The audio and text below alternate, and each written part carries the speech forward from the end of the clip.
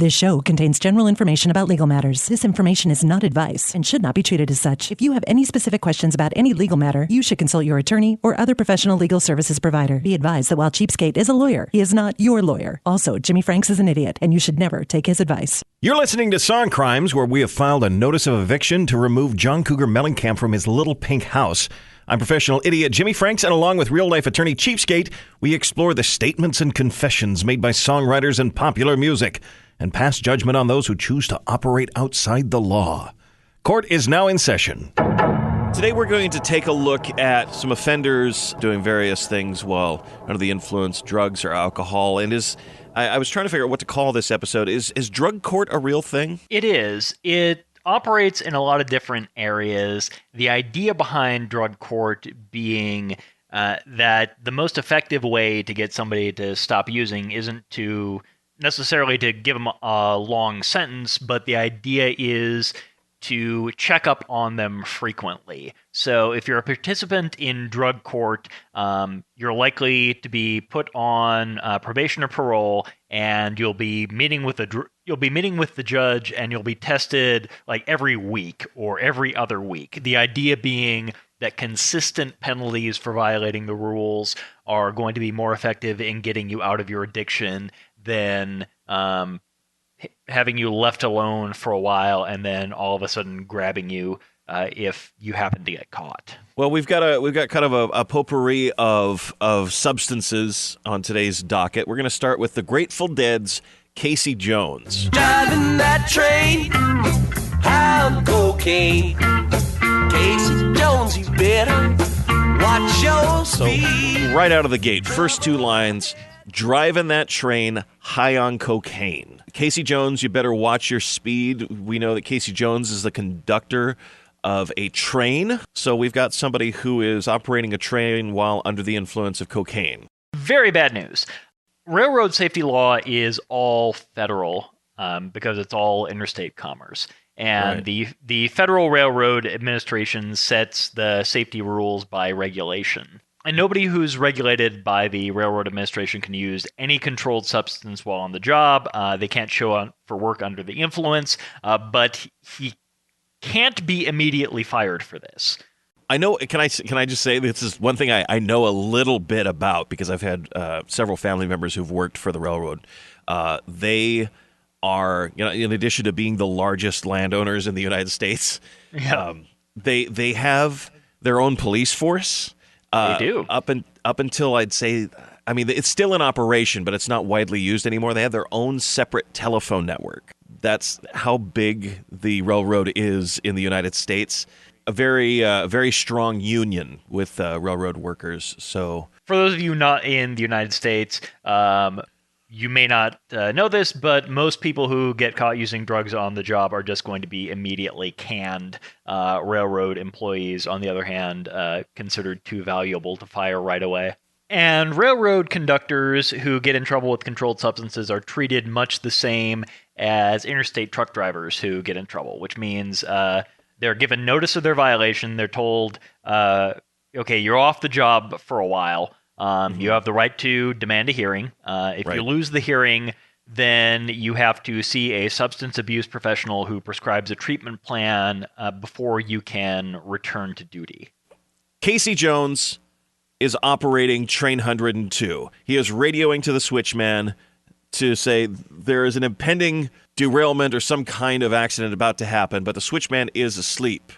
What the hell is going on with this railroad company where you got an engineer that's high on coke, you got a switchman who's asleep? Is nobody's getting their rest? Are they overworking their employees? Are there rules for employee fatigue here? There are if this is a passenger railroad. The federal regulations require passenger railroads to have employee fatigue mitigation plans where they have to go in and tell the feds, okay, here's how we keep our employees from being overworked, and here's how we keep them from falling asleep on the job. And assuming that this train is not hauling some like highly toxic chemical through a residential area like chlorine tanks or something. Yeah. Which I think happened with a derailment in St. Louis about 20 years ago. Yeah, that's maybe the worst kind of accident. Yeah. Well, let's just say that. Okay, let's say that it was. Casey Jones it's got some chlorine, and he wrecks in St. Louis. What is the liability for the railroad if they find out that Casey is high on blow? So the railroad is going to have to file an incident report with the feds and disclose that there were drugs involved. As for liability to the families of the deceased, they'll have to show that there was something that the railroad could have done differently. Now, if the railroad can come in and say, look, we had no reason to know Casey Jones was a cokehead, we did everything the federal regulations required us to do, we had no reason to know that our switchman was prone to falling asleep on the job, then they might be able to put up a defense. But on the other hand, juries are not often sympathetic to railroads, so they might lose anyway. I would have to think that with such a regulated industry that they're doing mandatory drug testing for their engineers. Yeah, I don't know what exactly the regs require them to do, but I know that they're supposed to take this very seriously. Okay. And as for Casey and the switchman, because they were both acting recklessly here, they could be charged with involuntary manslaughter for the deaths of the people involved. That's what happened with the Philadelphia train crash from a year or two ago. We got a lot of stuff here. Yeah, I mean, assuming they're both still alive at this point, you can't prosecute the dead, although I do have a story about somebody who tried. Well, the last line is, come around the bend, you know it's the end. The fireman screams and the engine just gleams.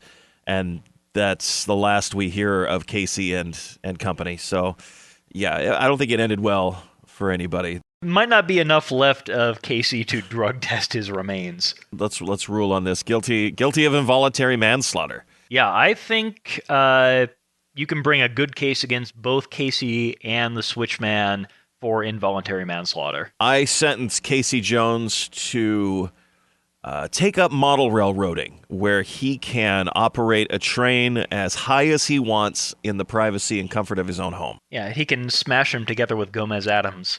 And I sentence him to watch as many episodes of Mystery Science Theater that contain railroad safety shorts as he has to before the message sinks in. Up next, The Boss, Bruce Springsteen, and Glory Days.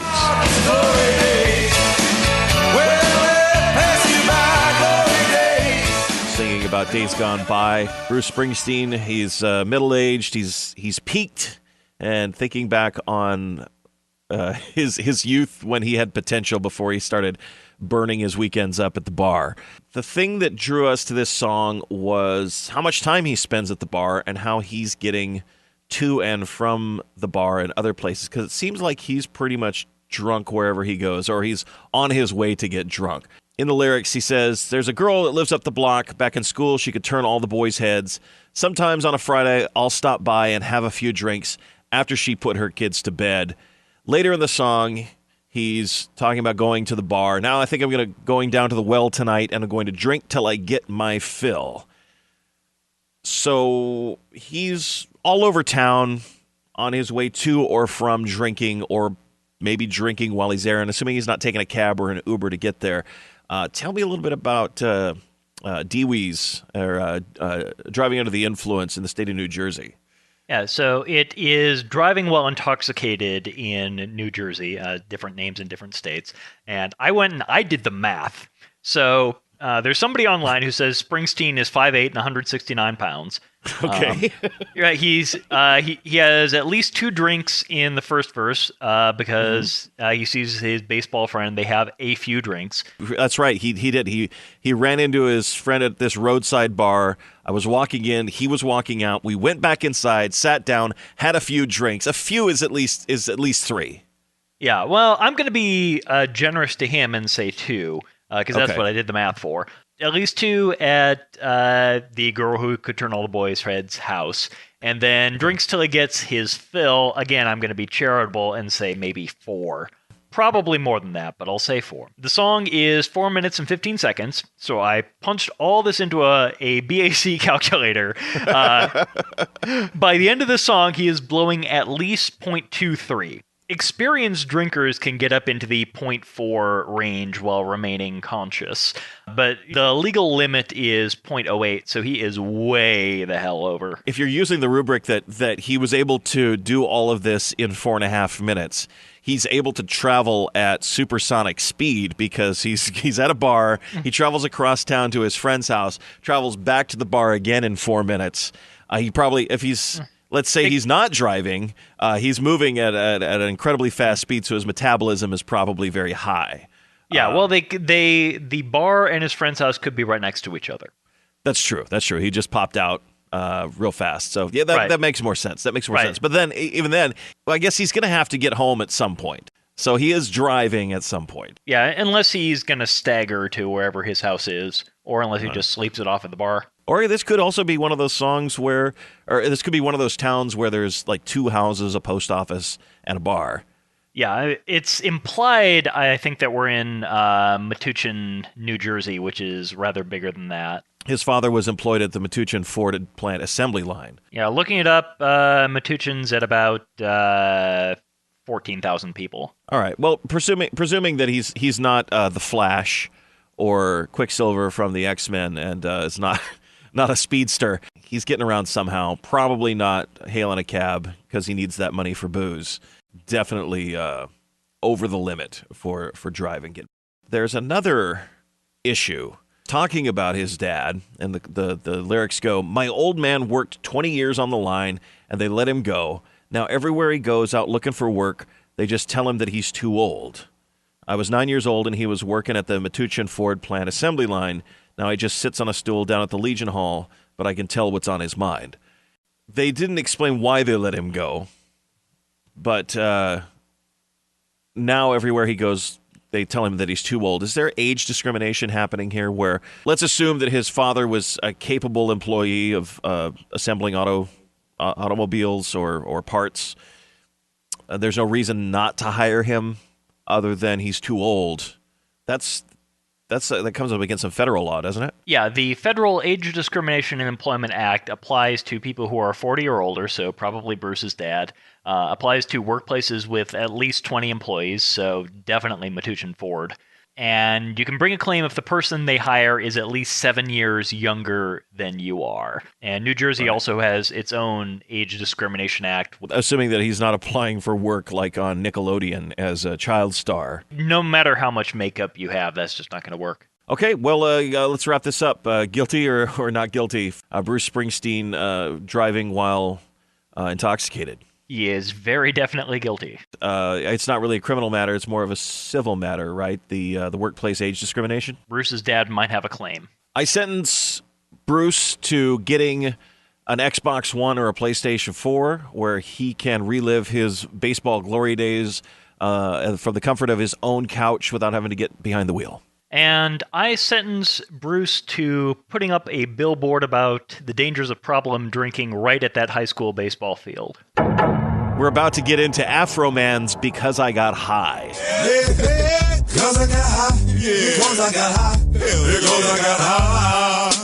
We've got at least 8 different charges to review. This is the most research I have done for any of our songs. Yeah, and this is an anthem for recreational marijuana use, and also a cautionary tale for what could happen if you do nothing but get high. The first area to consider, I think, is possession of marijuana in the state that Afroman hails from, which I believe is Mississippi. It is. Mississippi is one of the states that officially spells marijuana with an H. Wow. Just curious. Yeah, it's marijuana. Okay. It is a Schedule I drug in Mississippi, and the penalty depends on how many grams you have. First offense with a small amount is relatively small fine, $100, $250. Second offense, you may be looking at a short jail stint. Third offense, you're looking at fine of up to $500 and between 5 days and 6 months in jail. Starts out harmlessly enough. He's trying to clean his room, but gets sidetracked because he's high. He is going to school or attempting to go to school, but because his marijuana use interferes with his concentration and his attendance, he's got to retake some classes. Not responsible, but harmless enough. But then it just takes a hard left into dealing marijuana. He says, I was going to go to work, but then I got high. I just got a new promotion, but I got high. Now I'm selling dope, and I know why, because I got high. Selling marijuana in Mississippi, not just possession, but dealing. Is there different restrictions on that? Yeah, selling is a lot more serious. If it's less than 30 grams, he's looking at up to 3 years in jail. Yeah, if he's going up to a kilogram, then he could do up to 20 years. And if he's selling more than a kilogram, he's looking at up to 30 years. And that's not even counting the sentence enhancement if he's selling near a school, a church, a park, a gym, a youth center, or a movie theater. I had the feeling that maybe the drug laws in Mississippi would be a little more restrictive, but that sounds intense. Yeah, now I should note that maximum sentences are usually not handed out, although you may get the hanging judge. He's selling dope. He's lost his job, got kicked out of school or failed out of school. Now it's time to go to the judge. He says, and I quote, I was going to go to court before I got high. I was going to pay my child support, but then I got high. They took my whole paycheck, and now I know why, because I got high. We got him here for failure to appear. He's in arrears with his child support, and they're threatening to garnish his wages. It sounds like he's lost his child support case by default. And this child support case might have started without his wife's consent. If they're living apart and she applies for public benefits, then the state is going to bring that child support case against Afroman to try to get him to cover his share. They'll send a support order to Afroman's employer, assuming they can find him, and assuming he's being paid above the table.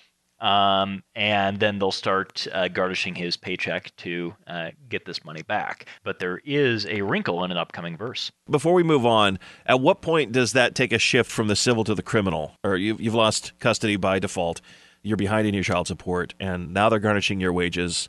Has he broken any laws yet? He hasn't done anything criminal unless he has the money and he is intentionally hiding it. He's not reporting his dope selling income. Which is tax evasion. We're only halfway through. Yeah.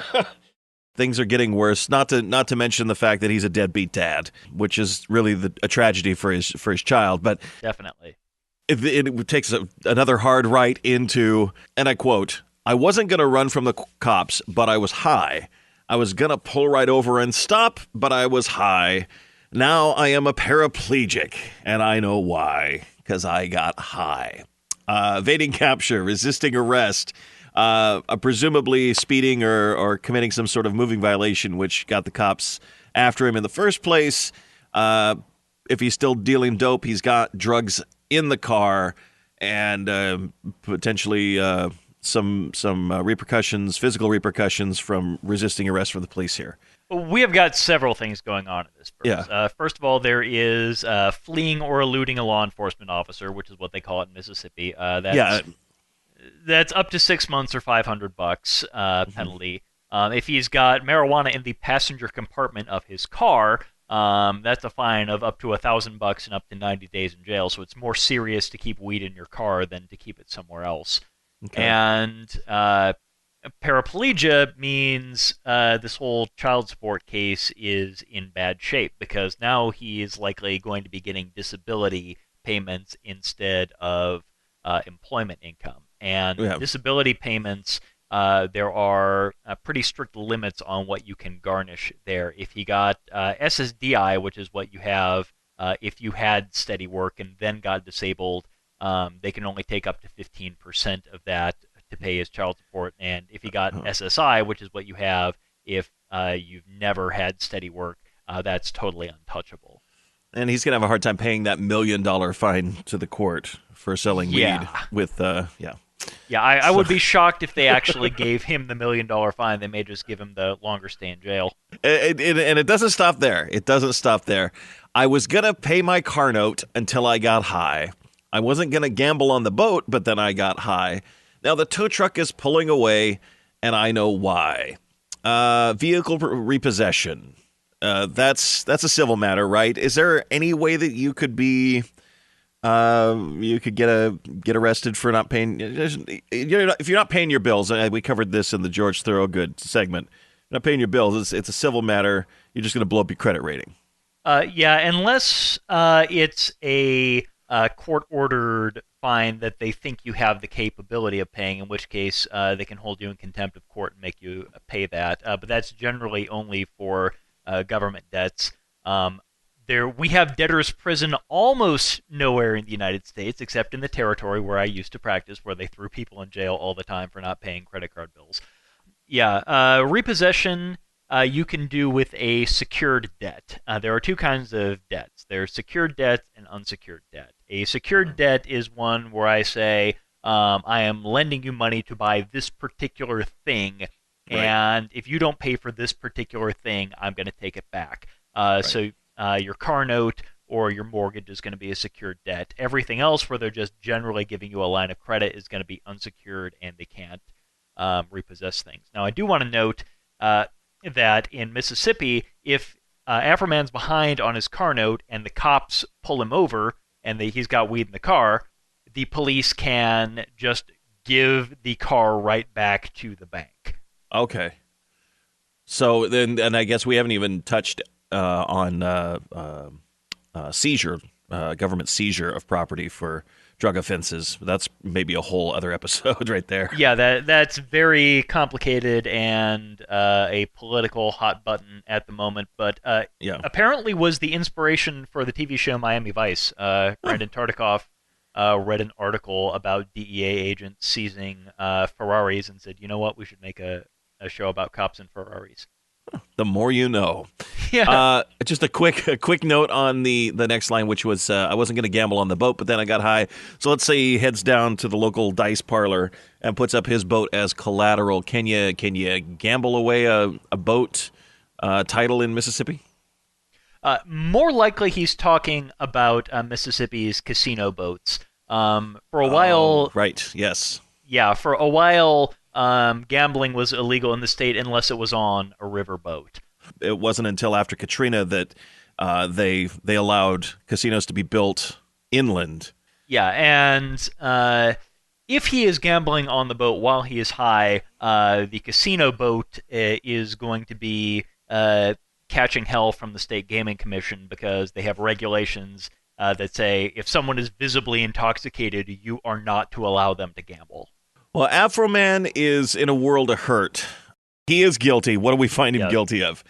Okay. Possession of marijuana in the passenger compartment of a car, possession with intent to distribute, evading, fleeing or eluding a law enforcement officer, and I think that more or less covers it. Yeah. In addition to just being a general deadbeat, not paying his bills. Yeah. But that's more maybe his... and to boot, he's surprisingly very irresponsible because he got high. Yeah, I don't know how he even remembered to make it into the recording studio. So Cheapskate, let's levy a sentence against Mr. Afroman. My sentence for Afroman would be for him to meet up with his wife and kids, his estranged family, and for him to sing this song to them while looking them directly in the eye. Oh, yeah. Like an intervention where they have to maybe get to the heart of the matter here. Yeah. Because he definitely needs to make some more positive life choices. Yes, and my sentence is for Afroman to move to Washington State where there is a weed store on almost every corner. It's totally legal, and he wouldn't have to deal with nearly as much hassle as he did in this song. And they don't have casino boats either. No, they don't. They're on land. Yeah. Thanks to our announcer, Deb Slater. If there's a song you'd like us to feature, send your song ideas to songcrimes@gmail.com. If you like the songs you hear, buy them on iTunes, or even better, support your local independent music store. And if you like the rest of the show, please subscribe, rate, review, and tell your friends about the show. And as always, don't do anything stupid, but if you do, keep your mouth shut. Court is adjourned. Would you like to go undercover to fight discrimination? If so, you can become a fair housing tester. Find your local fair housing organization at nationalfairhousing.org.